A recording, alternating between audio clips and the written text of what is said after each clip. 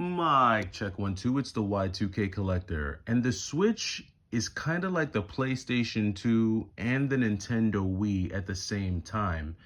And in 2026, collecting for it is really going to evolve. And I kind of want to share in this video why I think that's going to happen, and also share with you what I think the best moves will be for collectors who plan on continuing building up their Switch collection into 2026. Now, I know that since the Switch has come out, one of the most popular things to do, especially on YouTube, is to make videos showcasing how you have 100, 200, 300, 400, 500 Switch games in your collection. And I think that it's really cool. I think that there are a lot of quality titles that you can collect for the Nintendo Switch. There's so much good stuff on there that it's really easy to see how people might build collections of that size. And in that way, I think the Switch is a lot like the PlayStation 2. The PlayStation 2 was home to so many amazing video games that we remember from the sixth generation. And in fact, a lot of those titles have carried all the way through, some 3 generations later, where we're still seeing characters that were born out of the PlayStation 2 era still living, getting a breath fresh of life on the PlayStation 5, especially when you think about games like the God of War series, and just anything like that. Any game that kind of just continued all throughout from PlayStation 2, 3, and 4. When you think about a game like Shadow of the Colossus, while that doesn't have a PlayStation 5 entry yet, we've seen that franchise carry from the PlayStation 2 all the way through to the PlayStation 4. And so I think there's a lot of really good stuff on the PlayStation 2, and the Switch has kind of modeled that. And I think it's been even better on the Switch because it's been a lot easier to port games from a myriad of platforms right onto the Switch. You've got Neo Geo games on the Switch, Sega games on the Switch. You've got, games that you never would have thought that you'd have been able to play because they're so expensive to get physically on their native consoles. They've landed on the Switch, and I think it's a really good thing. And so this is a great thing for folks who want to play the games. And there's a major incentive for you there. If you're a Switch owner, you have the ability to access and play these games. But then there's also a major incentive for the physical collectors as well, because so many of these amazing games have gotten physical releases thanks to companies like Limited Run and Super Rare and Strictly Limited and VGP and all these other companies that bring these games to life physically. I think that is a really good thing. Now, on the flip side of that coin, whenever you have a large mountain of games, there is also going to be a lot of slop on there, for a lack of better terms. A lot of games on there that just, you kind of see them and you're like, well, why did someone decide to make this game? Games that don't really have a ton of interest, games that don't really have a large following, and games that probably just won't sell that well. And I think in that way, the Switch it does remind me of the Wii. The Wii does have a pretty decent library as well, but I think what a lot of physical collectors know the Wii for, they know it for having a lot of shovelware. Now, thankfully, the Switch isn't as imbalanced as the Wii. There's so much good stuff on the Switch that, I think it feels more like PS2 than it does Wii, but there's still a lot of slop out there. Now, the other unique thing about the Switch that I think, I'm kind of reminded of, or it reminds me of the Wii, is that the Switch is really meant to be a platform for everyone. So as a collector, of my demographic, someone who really enjoys more serious type of games, hack and slash, beat 'em ups, shoot 'em ups, more complex, high energy, fast paced, arcade style 90s games.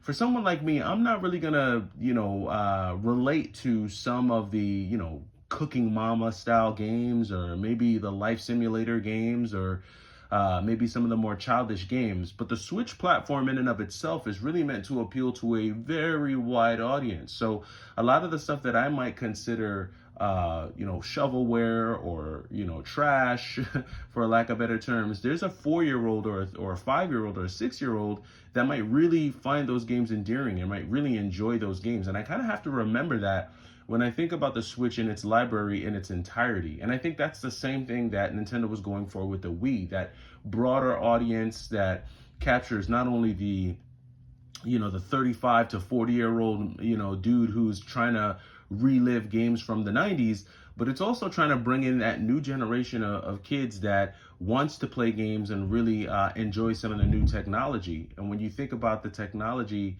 that we had available to us back when the Wii first came out, it was really kind of not, I guess, kind of groundbreaking when you think about the Wii remote and the sensor bar and how interactive the console was. And I think that's kind of what Nintendo really is aiming for with the Switch as well. They've kind of continued that through with subsequent generations, kind of aiming for that interactive, adding some type of physicality to the gameplay, which I think is really great, especially for young people. I have a young daughter, and she really enjoys a lot of the interactive stuff, from Just Dance to the Switch sports games. Anything interactive, I think, is really great. And I think it really creates a awesome dynamic when it comes to how folks will collect physically for the Switch and what they decide to have. And I think that, as we kind of go further into the Switch library, which is very, very scarce right now, I don't know how much physical collectors, will be able to keep up the volume of games that they're adding into their collection. And I think niching down, something that I've talked about so many times in the past, I think niching down is really going to be the next phase for a lot of physical Switch collectors. I think they're going to find themselves doing that because if they haven't already found themselves drowning in the massive library that is the Switch library, they soon will find themselves in that position, especially as we start to see more of these Switch 2 games be released in volume. Now, we're talking about the future, and obviously the future, anything can happen in the future, things can change. We're also going into a time where I think people are slowing down. The Switch definitely was able to benefit from just everybody being home from 2020 to 2023. And we talked about that a lot on this channel, so I won't revisit that. But we're really not at that space right now. And I think it's a very interesting time for the Switch 2 and Switch 2 collectors. Now, I still have not yet gotten my Switch 2. I was hoping that Black Friday would present an opportunity for me to pick up one, but just Nintendo doesn't believe in discounts. I'm almost convinced of that at this point. I don't think Nintendo believes in discounts at all. But I do believe that in the future, as we kind of move deeper into the Switch 2 library, niching down into the Switch genres is really going to be key. I think it's going to be important for collectors, especially physical collectors, to kind of help them stay focused. Put a cap on what they're buying, how they're building their collection. And it's not to say that a small collection is great or a large collection is great, but a tailored collection will definitely be great depending on what your genre and what your tastes are. For me, I'm learning that I kind of have to compartmentalize my Switch library. They're the Switch games that I really enjoy and the games that are really meant for someone like me who's an old school 90s arcade style gamer.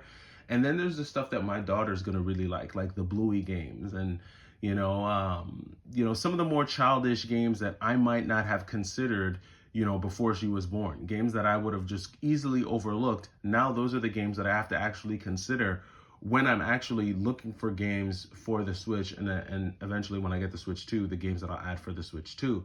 And I think it's going to make for very interesting game hunting when it comes to hunting physical video games for the Switch. And so in this way, I think it creates a very interesting dynamic for the Switch when it comes to physical collecting, where on some levels, it does remind me of the PlayStation 2 and the game hunting experience when building a PlayStation 2 collection, but it also kind of gives me that Nintendo Wii feel at the same time.